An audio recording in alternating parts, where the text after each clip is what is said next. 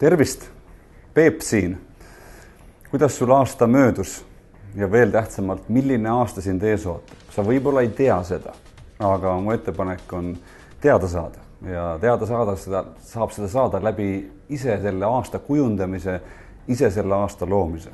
Ma olen juba 15 aastat kasutanud ühte metoodikat, mis on aidanud mul aasta kokku võtta tagasivaates ja läbi selle tagasivaate ja ka oma soovide teadvustamise ning planeerimise luua üks väga enda jaoks magneetiline, ligitõmbav plaan, kava uuest aastast. Ja ma olen kokku pannud ühe videopõhise e-koolituse, mis seda kirjeldab ja ma kutsun sind osalema. Selleks, et osaleda, sisesta palun oma e-maili aadress ja sama selle video all olevasse lahtrisse. Ja sul avaneb kohe ligipääs kõigile nendele videotele, kuidas luua endale ise väga hea järgmine aasta.